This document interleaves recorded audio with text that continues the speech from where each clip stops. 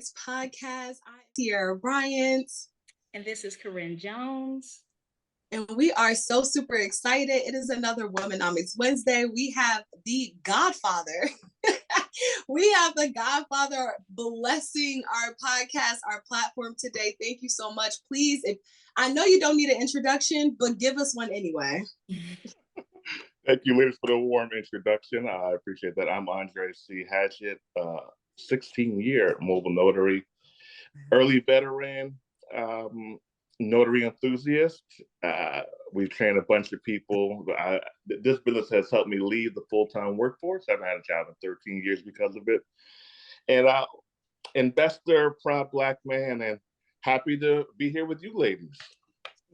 Yes, we are happy to have you. That's amazing. You said you haven't had a job or a traditional 9-to-5 in 13 years? 13 years, yeah. That's amazing. Well, first we have to start with our first and most famous question. Since you started us off like this, please tell us when did you know you could be an entrepreneur?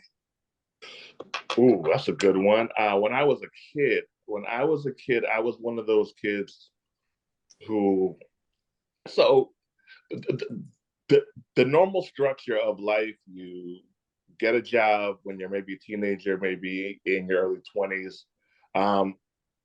I wanted money early, and I wanted independence early. So I was selling candy at school, shoveling snow when it snowed. So I'm from New York. So when it snowed, we were enthusiastic. We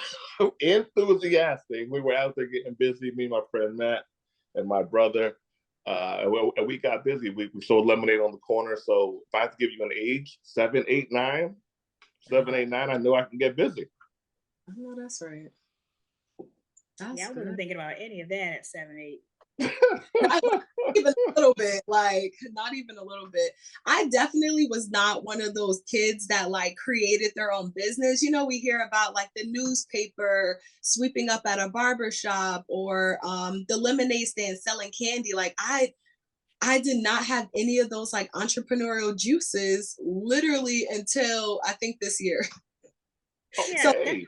I think that's common. And for me, my track was always to get out of poverty was to get a good government job or in the private sector, just a very good job.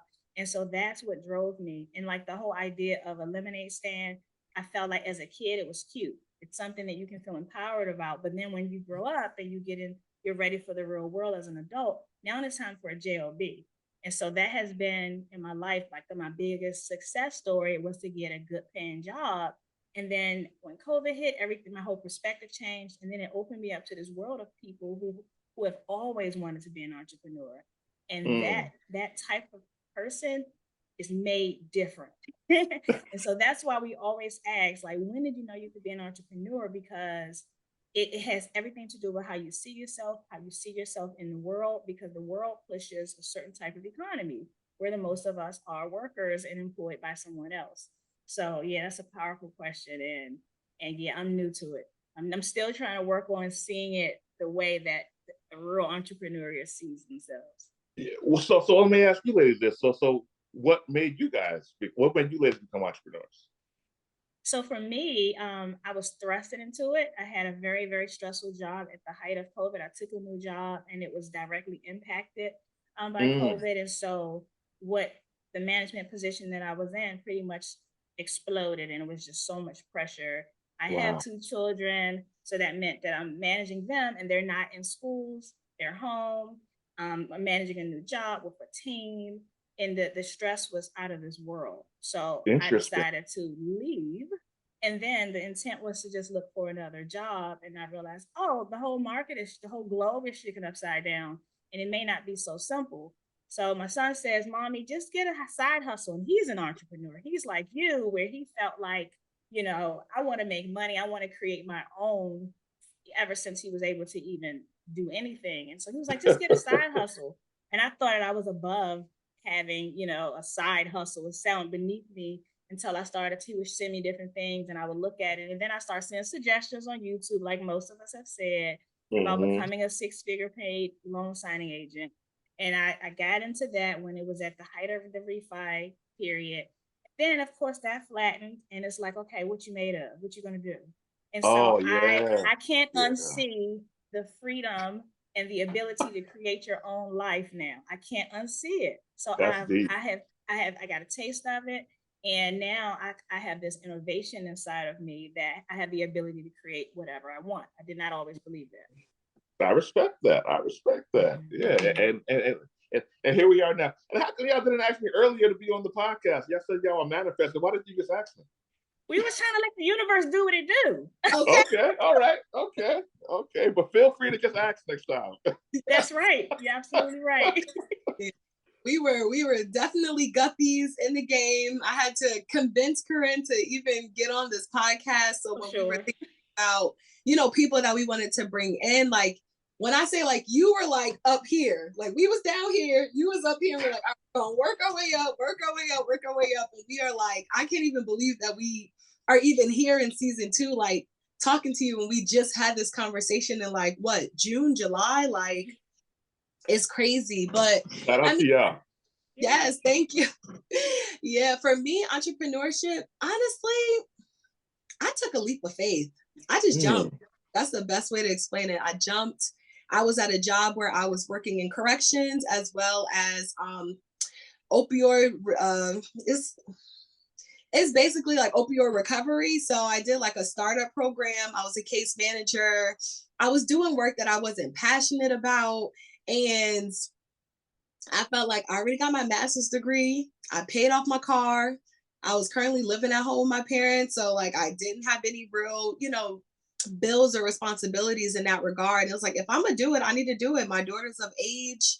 And like I said, I can always find a job. I have a master's degree. I can always find a job.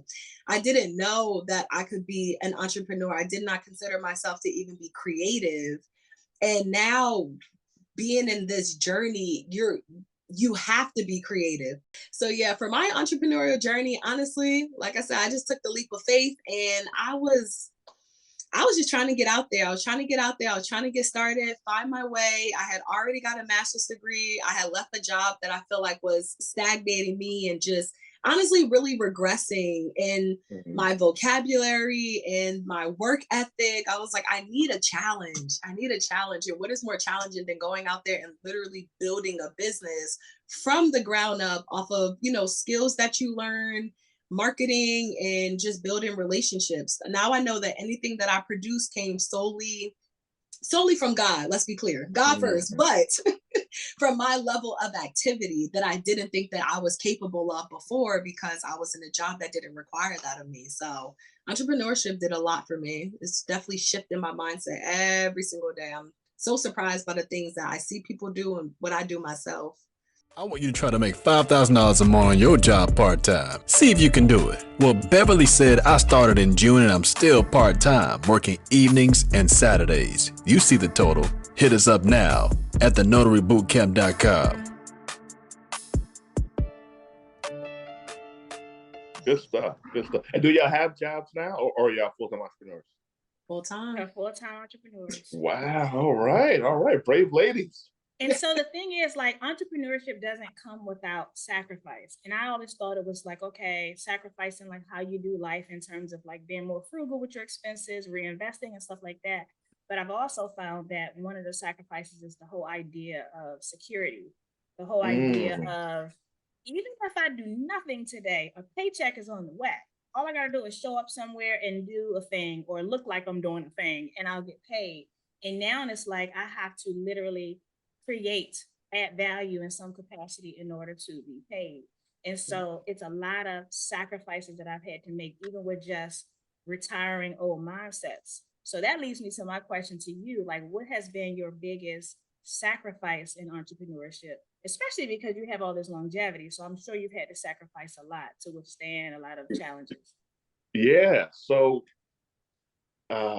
going on trips when all your friends are going on trips, destination weddings when your friends are getting married and you can't go because either A, you might not have the money, or B, you might need to run this business right now that you just started because you don't have a guaranteed check like they do in the next 2 weeks. Just literally staying home so you can pay your mortgage, and you can't go out. So it's a lot of stuff. It's a lot of stuff. And what I realize is the people who are more successful are the people who just embrace it. So I tried to fight it and say, wait, why can I do this? Why can I do that? Because I left the job. That's why I can't do certain stuff. And it's tough to embrace, right? But once you do, it just makes the journey easier because you say, okay, look, I chose to do this, so I can't do this. I remember literally, I was probably 20 something, like late 20s. And it was it a Halloween party my friends were having or my friend's wife's birthday? And I usually always go with it from my inner circle friend. They're like, man, how come you didn't come? I was like, honestly, I had to pay people. So, and that was it. It was to go on to pay people. And I always choose to pay people if it comes down to one or the other. So it's a lot of sacrifices. Those are some of them. And here's the thing, they're ongoing. It goes up, it goes down when you have to make more sacrifices than others. So yeah, your sacrifices, it's the name of the game. And here's my philosophy that helps me out is you do what you got to do to get where you got to get. That's that. That's that. You do what you got to do to get where you need to get. I love that. And just because we are speaking about sacrifices and just transitioning from like that 9 to 5 to that entrepreneurial mindset, do you have any tips or can you share like kind of what were a little bit of your struggles with making that transition? Because it's strictly mental. And I think one of the things that you just mentioned that really just clicked for me is like you can't go against the grain. Like this is what you signed up to do. And I think we do kind of forget that because online it's just so much happening. We just see people winning all the time. It seems like people just literally walk out the gate. I got my LLC yesterday. I'm making 10K this month and life is great. I'm going wherever I want to go. Like we sell the highlight reels. But we do not talk about the struggle and the transition and the mindset shift that you have to make. And that's really why we created this podcast, because we want to give entrepreneurs their space to talk about their struggles so that other people can identify it, find the strengths in it, and find the tools to keep them pursuing their dreams. So please share. Yeah, no, I'm actually, I'm so glad you said that. This is just the quick, easy, simple, rich era, quickly, out the gate. And I was like, oh my God. So first of all, I think some people get it like that, but the majority of people are lying. The high majority of the people are lying. And I wish people would stop doing it. I really wish we would, because I see people who are literally depressed because they aren't millionaires at 28. Yeah. They're like down. Yeah. Like, yo, fam, like, can you chill for a second? So in my journey, I had left the full-time workforce and then I have to go back. So with I'm old now. So 2000 and so the business was rolling, right? It was the height of the refinance boom again. Go figure. So 2006, 2007, making $300 to $500 a day or more, at least 3-4 days out the week, while having a job. So that's a lot of money. And then loan closing stopped because of the recession that hit South abruptly, and that was my main service at the time. And I was dating a woman, she had a child, so not knocking anybody else, but I just never been the broke guy with a kid and all that stuff. That's just never really been my thing. So I went back to the job that I left. About 6 or 8 months later, they were like, hey, I'm sure you're back. I was like, yeah, you guys, I saw you guys that open it. They were like, yeah, sure. So even though I didn't want a career, I'm never a bad employee, right? So I was actually hired back the same day, and I stayed at the same job I was at for $18.60 an hour. I was there for another 6 or 9 months, and then I left the full-time workforce again after that. So I had to go back. And in life, sometimes we have to go back. Now there's more flexible options for, say, Uber, DoorDash, Uber Eats, and there's the gig economy going on. So maybe people don't always have to go back to a job. But yeah, that's real life. That is real life. And if we just look at the numbers, only 10, maybe 15% of people make over $100,000 a year. This is government stats here. So some people sell this easy lifestyle out the gate, and why I like to embrace the difficultness of things is because it's easier not to quit when you embrace how difficult it is. Hmm. That's a clip. When you just embrace it. And it's easier to stick with it. Yo, some days are going to be up, some days are going to be down, but I'm going to keep going every day. I'm going to do something every day. And when we sell the no work economy, but I'm going to make all the money economy, when you have to actually work, you're like, oh my God, this is depressing. How am I? She has $20,000. She's on the beach. Okay, maybe she is, but authentically, most people, it takes years to get there. So yeah, but that's one of my stories. I have to go back to the workforce. So what risks are you not willing to take? What risk am I not willing to take? Because we always talk about, where there's risk, there's reward. We have to take chances as an entrepreneur. We reinvest and all those type of things.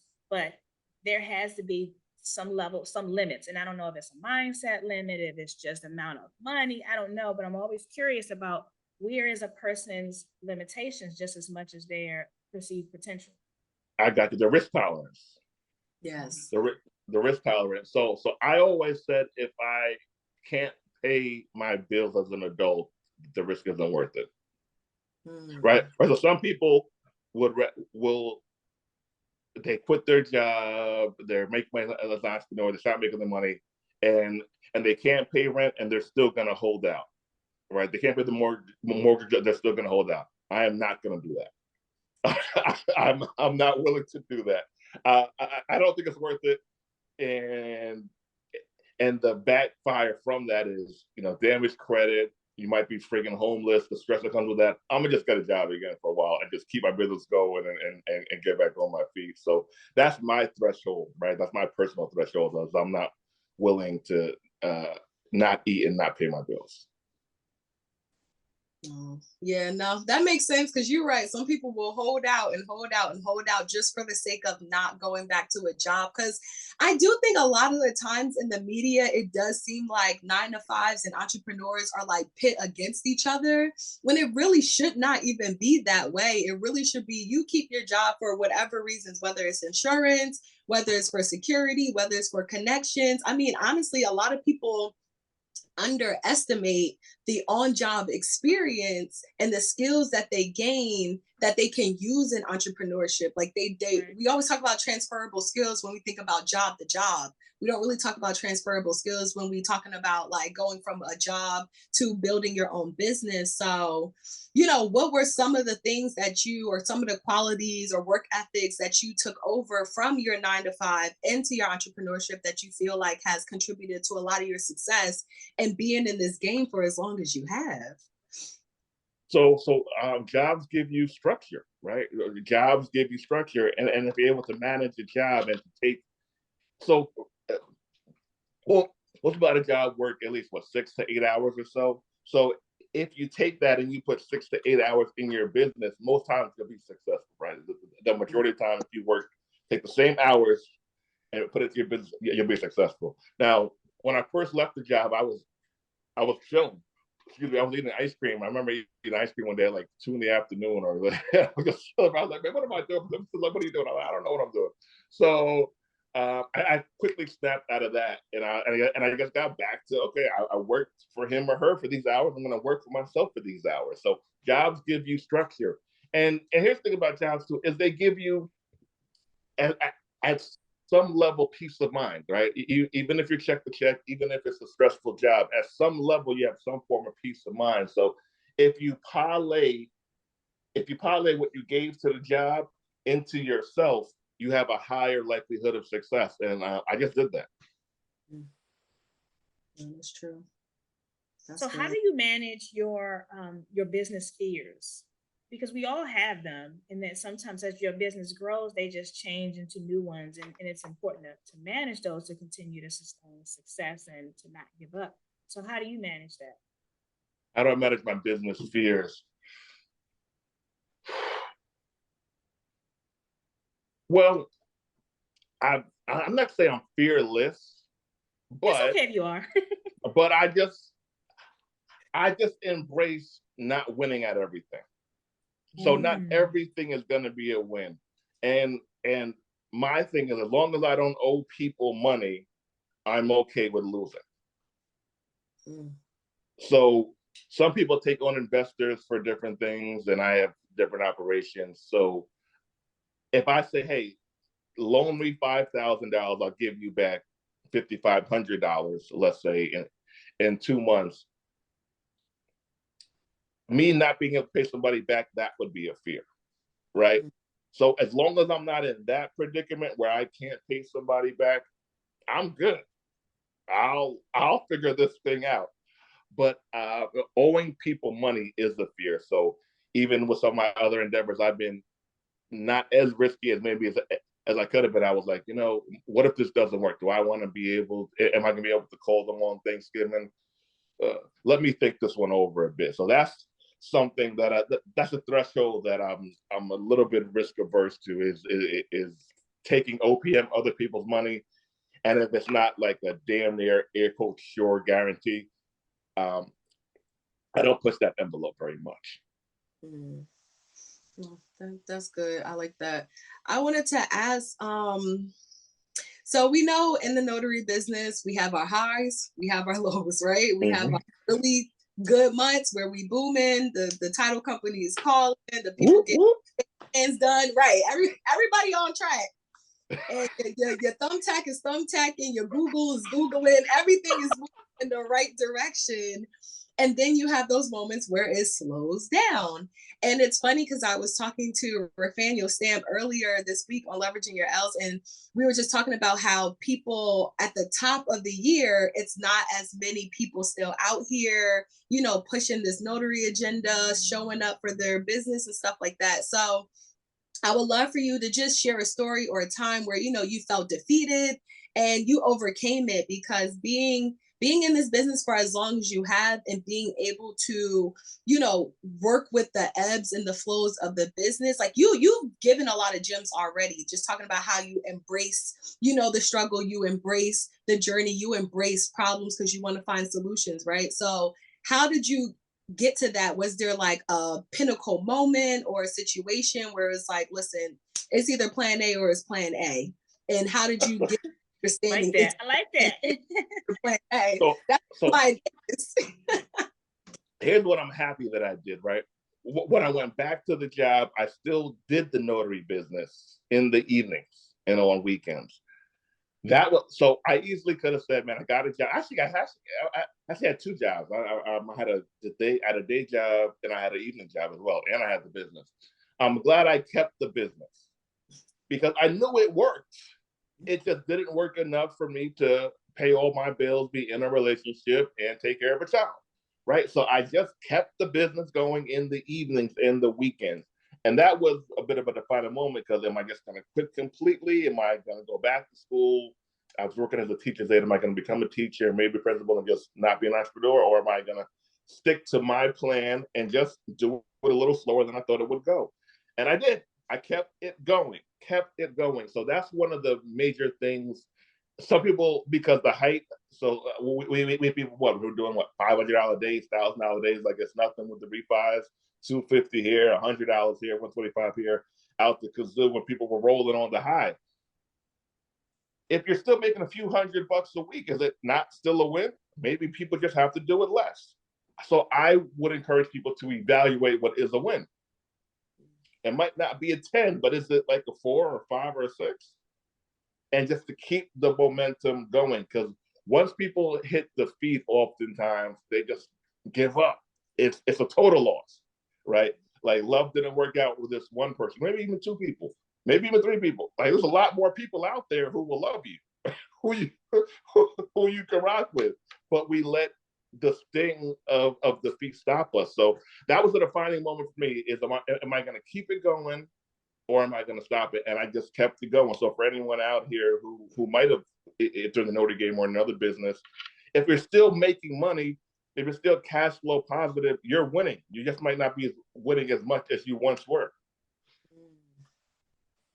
That mindset shift, that's important. Some people, income is income. Yeah, and some people feel like it's not enough compared to how tired they may be. or, you know, is it worth it? I'm sure people question that. So that's definitely a different perspective because it's still a win. Still a win. And a lot of people, frankly, were used to the easy money. Mm-hmm. And now they have to work harder for the money. Before they didn't have to make cold calls. Now they have to make cold calls. Before they didn't have to follow up and email clients. They would email them. Now you have to follow up and email clients. So now we're at a time where a lot of people actually don't have to go out of business if they don't want to. And I'm not someone who thinks that everyone needs to be a full-time entrepreneur their whole life. But now people have to actually do some more work. Now they have to ask for more Google reviews. Now they have to ask people to go to Yelp and leave them reviews after the assignments. They have to grind more. And there are people who just aren't going to grind. And I don't knock it, but know who you are and know who you aren't. And there's times when your marriage is going to be smooth. Oh, it is smooth as heck. And there's times where you need to go to therapy twice a week to save it. Are you going to just give up, or are you going to go to therapy twice a week to potentially save it? Not everyone's built for the grind. That's good. And it is true because we don't look at it like that. We don't look at it in, you know, the different areas of our life. So for me, I'm always looking at, you know, how many tasks are associated with a particular assignment or, you know, something that I'm doing. And with me completing all of those tasks, will the results of this get me closer to whatever it is, you know, is my goal? So I really kind of identify with that. And I think that was the mindset shift that I had to take on between that and getting my reps in. Something that Coach Bruce, you know, talks about a lot is getting your reps in. Yeah, shout out to Coach Bruce, New Skills, New You. Getting your reps in is so super important because a lot of our limitations are around perfectionism, trying to be perfect all the time, trying to show up as like the authority or like the know-it-all, the expert. And a lot of the times we not that. It's so much information out here. Somebody always going to be quicker, faster, smarter, more developed, you know, than you. But what we really get to that place is when we get our reps in. However many signings, all right, keep going. You're going to get better. You're going to get quicker. You're going to have better conversations when you're talking to people in the industry and stuff like that. So that's like really big. But one thing I want you to talk about or really emphasize is, can you share the importance of, you know, having belief in self? It's everything, literally everything. If you ask the lady at the bar, she meets two people. One guy is better looking, but he's not as assertive. Another guy, he might be average looking, he's more assertive. Most ladies will say they go with the more assertive guy who's not even as good looking, right? Same thing in business, same thing translates over. The person, I'll tell you right now, I am not the smartest person. And some people say that and they're really, really smart. I'm really not like smart like that. But I win because I just know I got to do it. I know I got to do it. Now, my time frame might change, how much effort I have to put in my hat, I might do just that. But if you do not believe in yourself, you are never going to succeed. There is no other way to get it. There is zero other ways to get it than to have self-belief. And this is why I'm so big on acknowledging wins. Even when we were on our call with Charles, was that 2 weeks ago or so, I asked people to like, what's going right? What is going right? And a lot of people have things that are going right, but if it doesn't look like what she has, if you aren't have as many views as her on TikTok, if you didn't make as much money as her on Instagram last month, now your life is in shambles. When if we open up the PayPal or the Stripe, okay, maybe you didn't make as much as her, but did you make anything? Did something come in? Are you further ahead than you were 2 years ago? Right? Where are the wins? Look at the wins. Look when you've won and use the wins as momentum. Everyone got something going on positive. Let's use that as momentum. Now, let's not discount where we went wrong or what's not going right. We need to fix that. But if you build off of what you've done right, you have a higher chance of success. That's true. That sounds good. So recently I got someone started following me by the name of Andre Hatchett with like extra T's in their name and extra H's. And I knew instantly that it wasn't you. I'm like, oh, first of all, you're following me already. Shout out. But someone, so when this person started to follow me, I was like, they're a fake and whatever. And I know so many other fakes, but it made me think of this upcoming interview. And I thought, like, wow, they don't know what it takes to be Andre Hatchett. They just created a fake account and gonna just try to live off of whatever. So that leads me to the question of who did you have to become to get where you are? So there are some people who may feel and believe that they were already who they were meant to be, and that's what drove them to their levels of success. And then there are times with like someone like me, I realized I cannot be the same person who had that job and was overwhelmed. And in some ways I gave up by quitting because it was just too hot in the kitchen and I was overwhelmed. So I know I can't necessarily have a breaking point like that. Maybe I could have gone a little longer. So my mindset has shifted when it comes to a lot of pressure. So I have had to become someone that has more tenacity and consistency and have a bigger goal at the end that drives me even through the fire. So those fake accounts don't understand that.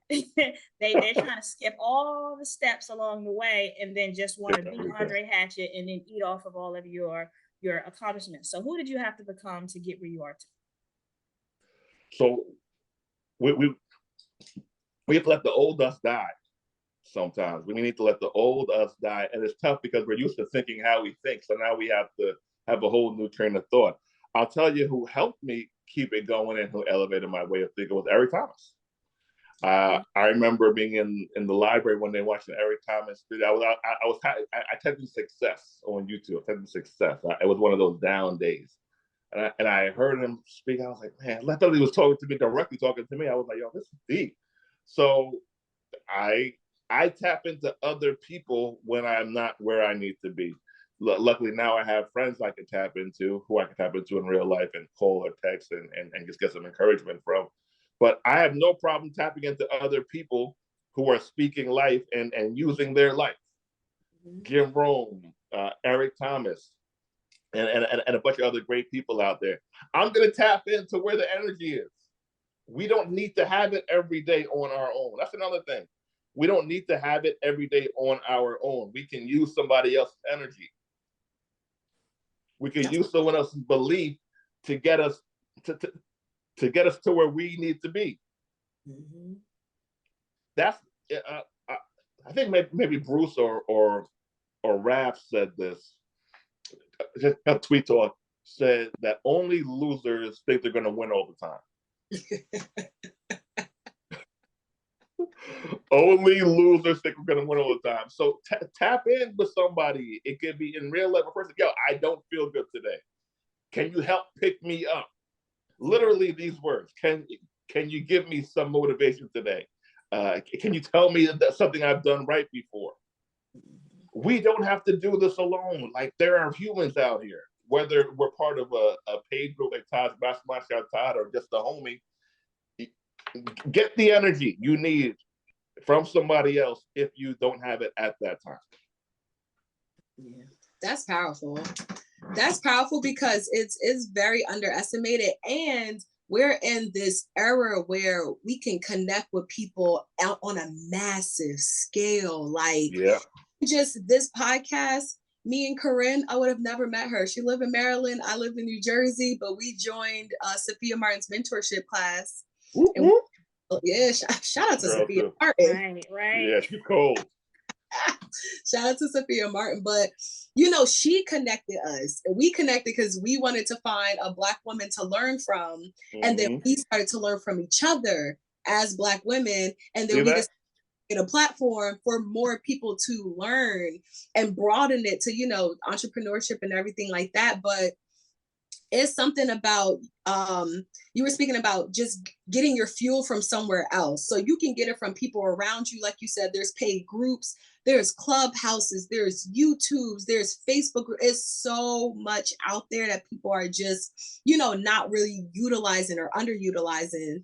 And they're not using those kind of motivational stories and messages to really fuel them. So one of the things I would love to know is, like, how do you start your days for success? Like, what does your morning look like? Do you have a routine? Do you set intentions, affirmations? What it look like? Good stuff. So it's not the same thing every morning. Some things are different than others. So some mornings are are different than others. So sometimes I'll hit the gym. And if you're feeling down about yourself, you can never go wrong with hitting the gym 4 to 5 days a week. Mm-hmm. If you're feeling down about yourself, no matter what's going on in your life, I haven't heard anybody ever say that they felt worse working out 4 or 5 days a week, right? So some days it's the gym, some days it's a smoothie or a juice, some days it's literally in the mirror. I love myself, I love myself, I love myself. So it's not the same routine every day. I'm not that regimented in it. With it, but that's typically some variation of what I just mentioned every day in the morning.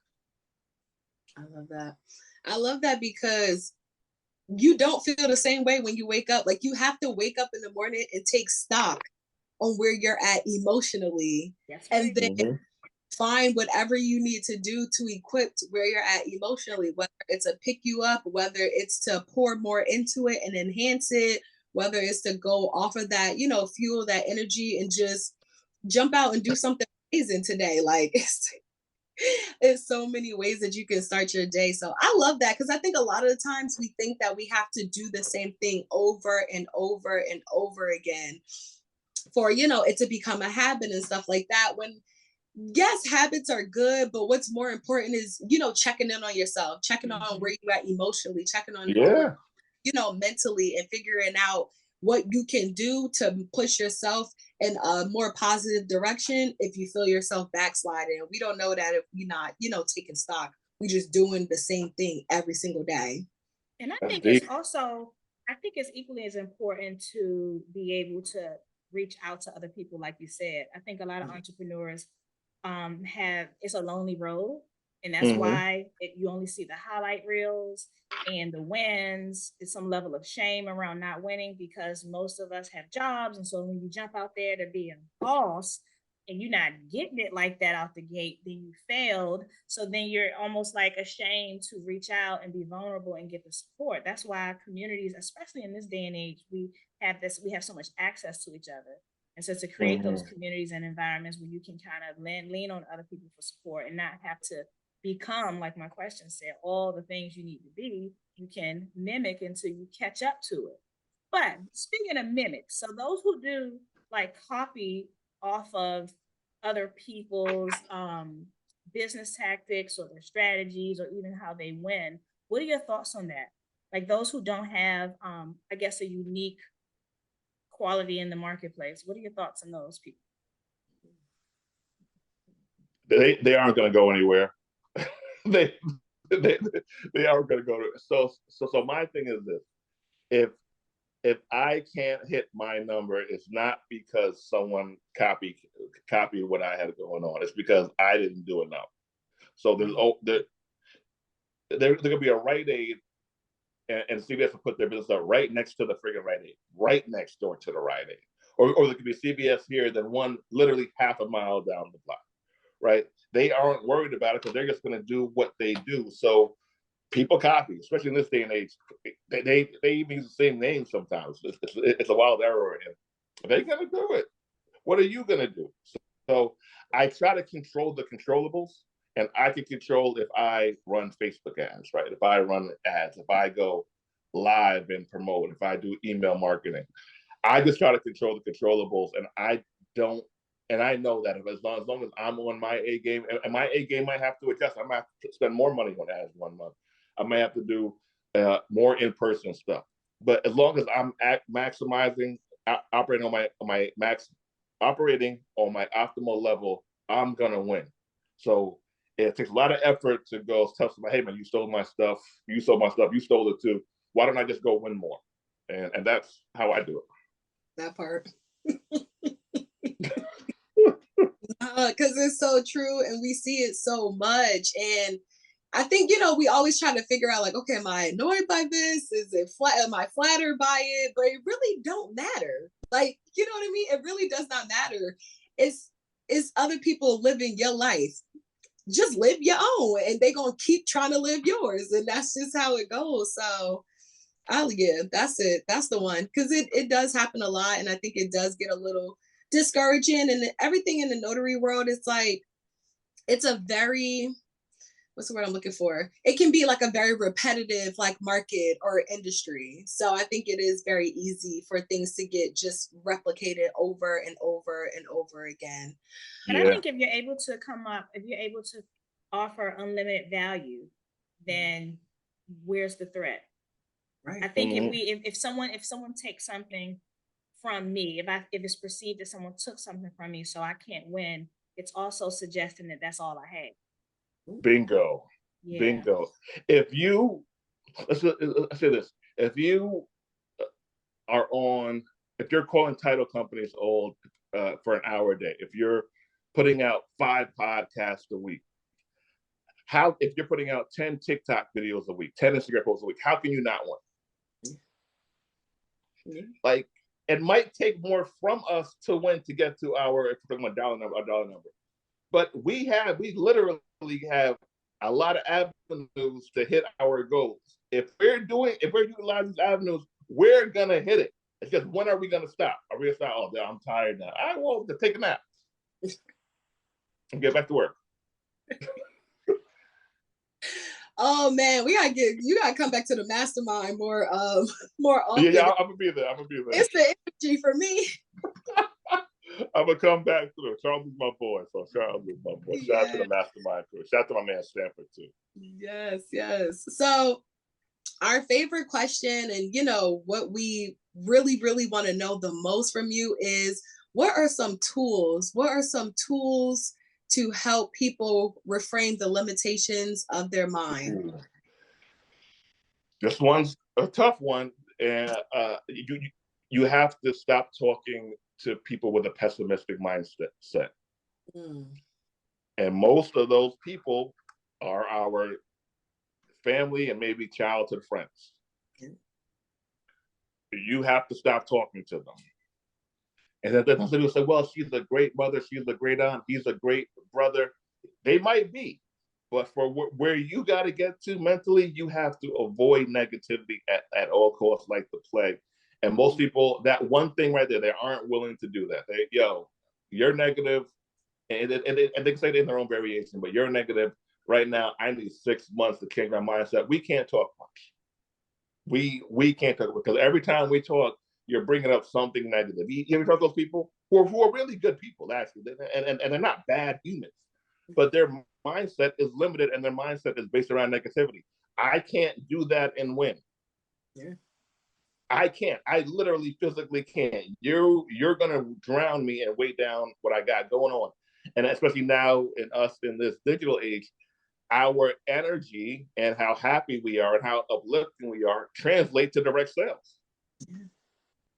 You get on live and you have a smile on your face, you're gonna sell some ebooks or some courses. You're down, less likelihood that you're gonna sell some stuff. So we need to guard our energy from people we love. And that's really a tough thing that a lot of people have, especially our people have a hard time doing that. Yeah. Be okay with them being upset with you too. That comes with it. Embrace it. They are. And they're going to guilt trip you. It's cool. Rock out. You got a goal to hit. Oh man. No, that's a big one. Definitely the community of who you surrounding yourself with, who you sharing your plans and your goals with. Like you said, or Corinne said earlier, a lot of people are on this entrepreneur journey alone. They don't have their family and friends. They don't have, that type of support system. They're in a industry that people don't even know existed or heard of. Like when I told people I was leaving my job to be a notary, they're like, what the hell is that? Or they're like, oh, you can't make no money from and then like you said, all of those negative thinking start coming in, and it's like, you haven't even done a fraction of the research that I have to even get me to the idea that this is a viable business. So I love that, because it's true. And sometimes we do have a hard time kind of like letting go, but we don't realize that that is really what's hindering us. That's what's holding us back. You got it. I love that. Well, please share with us some of the things you got going on. Tell us about the Notary Business School and every way that we can get in contact with you, learn from you. You are a veteran in the game. So much respect.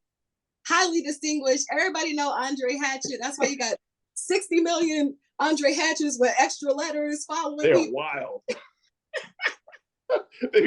And they message people too. Like, they're wild. But yes, honored to be here, ladies. Thank you guys, and continue on your journey. And here's the thing: you never know who would rock with you. So if you have someone on your list, y'all need to reach out to them, because I would have been done this. I would have been done it. But anyway, Andre Hatchett. Follow me on Instagram. Follow my YouTube channel. I released my new clothing line, ownerbeowned.co. Grab some stuff for the winter. ownerbeowned.co. Check out the Notary Bootcamp if you want a beginner's guide to get your notary business going. And subscribe and follow these ladies and give them a 5-star review. Yay! Thank you so much. My biggest takeaway today is just ask. You don't know. I mean, I came into this saying, you know, we manifested Andre Hatchett on our podcast, but then you said, well, why didn't you ask? Could have been earlier. Just ask. Just ask. And in all things that we do, who says it's not possible? Who says that we have to earn a certain amount of stripes or put a certain amount of effort in to just get whatever it is that we want? Just ask for it. So thank you so much for sharing space with us. We are eternally grateful. I appreciate it. Thank you. Yes, my biggest takeaway is embrace the journey, embrace the struggle, embrace. You know what? Actually, my favorite quote from today is, "Only losers think they're gonna win all the time." That stick with me for the rest of my life, because I think I'm a loser. Like, I think I was a loser right before this interview. Like, I think I was a loser. So I appreciate you for helping me embrace my winner mindset. So thank you so much. My pleasure. We appreciate you for coming and sharing this space with us. You guys already know we appreciate you. This is Soul Care for Entrepreneurs. Every Womenomics Wednesday, season 2 is just revving up. We're just so excited. Thank you so much, Andre. Corinne, you got any final words? That is all. Thank you. Until the next episode. All right. Bye, y'all. Bye. Womenomics Podcast. Womenomics Podcast. Womenomics Podcast. Womenomics Podcast. Womenomics Podcast.